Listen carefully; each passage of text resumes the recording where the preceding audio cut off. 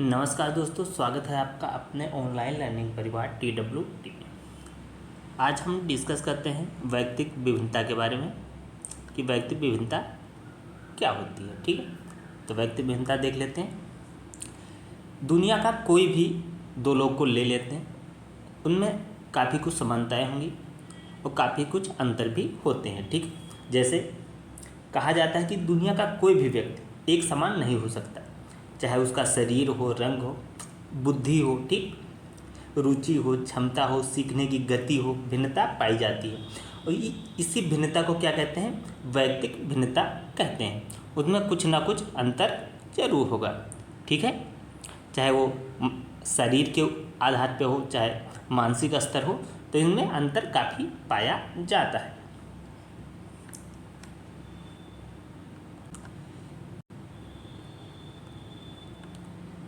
ये अंतर क्या होता है कि जो जुड़वा बच्चे होते हैं उनमें भी अंतर होता है। कहा जाता है कि एक ही माता पिता के बच्चे जो होते हैं, ठीक, वो ये एक ही समय पैदा भी होते हैं। ठीक है, उनको एक ही तरह का इन्वायरमेंट दिया जाता है, उनको एक ही तरह का परिवेश दिया जाए, एक ही तरह की शिक्षा दी जाती है, एक ही तरह के स्कूल में भेजा जाता है, एक ही तरह के को ड्रेस पहना जाए, एक ही माहौल सारा दिया जाता है, फिर भी उनके अंदर व्यक्तिगत विभिन्नता पाई जाती है। उनकी परवरिश एक ही प्रकार की जाएगी, मगर व्यक्तिगत विभिन्नता जरूर उनमें भी पाई जाएगी। आइए इसके कुछ डिफिनीसन देख लेते हैं और कुछ और फैक्ट देख लेते हैं। तो इसकी डिफिनीसन देख लेते हैं, परिभाषाएं। ठीक है,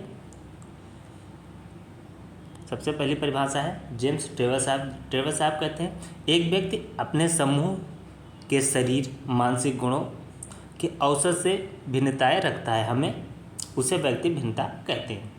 स्किनर साहब क्या कहते हैं? स्किनर साहब कहते हैं कि व्यक्ति भिन्नता में संपूर्ण व्यक्तित्व का कोई भी ऐसा पहलू आ सकता है जिसका मापन संभव हो। अगली डिफिनेशन टायलर साहब की है। टायलर साहब कहते हैं कि एक व्यक्ति दूसरे व्यक्ति से अंतर इतना साफ होता है कि व्यक्ति भिन्नता सार्वभौमिक प्रतीत होती है। तो ये कुछ महत्वपूर्ण डिफिनेशन है। आइए कुछ और डिफिनेशन देख लेते हैं। आइए प्रकार देख लेते हैं। व्यक्ति भिन्नता के प्रकार, ये गाल्टन साहब ने 4 प्रकार में बांटा है। ठीक है, पहला होगा मानसिक विभिन्नता। मानसिक मतलब बुद्धि के आकार की, सबकी बुद्धि एक समान नहीं होती, किसी की कम होती, किसी की ज़्यादा होती, किसी की औसत दर्जे होती। ग्रहण क्षमता क्या होती है? जैसे मैं कोई बात को आप कितना जल्दी ग्रहण कर सकते हैं। किसी की क्षमता कम हो, किसी को सीखने में ज़्यादा समय लगता है, ठीक, किसी को कम समय। तर्क शक्ति सबकी अलग अलग होती है, कोई अच्छे से तर्क कर लेता है, उसकी लॉजिकल रीजनिंग अच्छी होती है, किसी की बहुत कम होती। अगला हो जाए शारीरिक भिन्नता। ठीक है, कोई नाटा होता है, कोई मोटा होता है, कोई पतला होता है। शारीरिक भिन्नताएँ होती है उसके अंदर, चाहे वो रंग के आधार पे हो, चाहे रूप के आधार, चाहे कद काठी के, जैसे कुछ जगहों के लोग अलग प्रकार के होते हैं, हाइट उनकी कम होती, कहीं की ज़्यादा होती, ऐसे लंबाई और चौड़ाई भी। अगली हो जाएगी संवेगात्मक भिन्नता। इस प्रकार की भिन्नता में अलग अलग लोग अलग अलग संवेग हावी होते हैं, किसी पे कोई संवेग हावी है और किसी पे कई।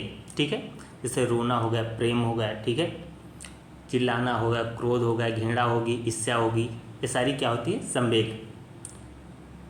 अगला हो जाएगा व्यक्तिगत भिन्नता। किसी का शर्मीला स्वभाव होता है, किसी का मिलनसार होता है, ठीक है, कोई किसी जगह पे तुरंत एडजस्ट कर लेता है, किसी को एडजस्ट करने में काफ़ी टाइम लगता है। तो ये 4 विभिन्नताएं गाल्टन साहब ने दिया। ये कुछ और विभिन्नताएं देख लेते हैं जो जनरल हम पढ़ते हैं। तो विभिन्नता एक तो शारीरिक होगी, शरीर के आधार पे।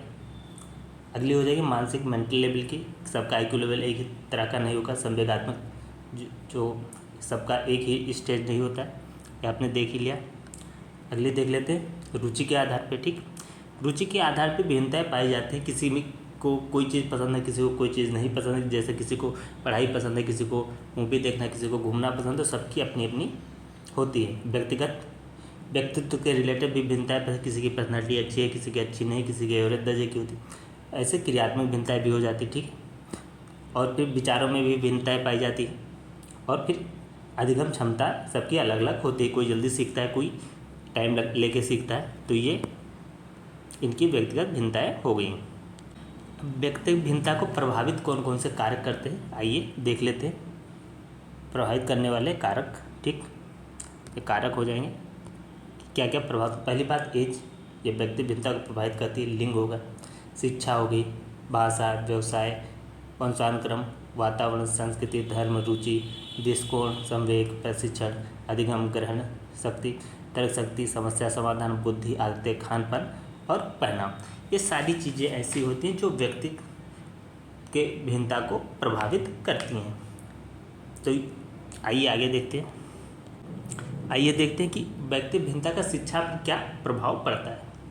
तो पहली बात, छोटी संख्या वाली कक्षाएं होनी चाहिए, ठीक। दूसरा, मूल्यांकन की विधित तकनीकी होनी चाहिए, मतलब सबका मूल्यांकन एक ही तरह का नहीं होना चाहिए, ठीक। अगला, समान ग्रह कार्य ना दे सभी बच्चों की, क्योंकि उनके अंदर इंडिविजुअल डिफरेंस है, उनकी क्षमताएं अलग है, तो सबको एक ही प्रकार के ग्रह कार्य, जिसको मैथमेटिक्स बहुत ज़्यादा आती है तो उसको हाई लेवल के क्वेश्चन दे दीजिए, जिसको बेसिक मैथ भी नहीं आते उसको भी हाई लेवल का क्वेश्चन दे देंगे तो वो कर ही नहीं पाएगा। तो उसकी क्षमताओं के अकॉर्डिंग भी उसको गृह कार्य दिया जाना चाहिए, ठीक। उद्देश्यपूर्ण, फिर व्यावसायिक प्रशिक्षण में भिन्नताएं होती, मानसिक वर्गीकरण, बहुस्तरीकरण पाठ्यक्रम और विषयों में बहुलता, ये सारी चीज़ें में मदद मिलती है व्यक्ति भिन्नता के बारे में जानने से, ठीक है। एजुकेशन में इसका प्रभाव ये रहा। तो ये वीडियो आपको कैसी लगी, यदि अच्छी लगी तो इसे लाइक कीजिए, शेयर कीजिए और चैनल को सब्सक्राइब कर लें। जय हिंद, जय भारत।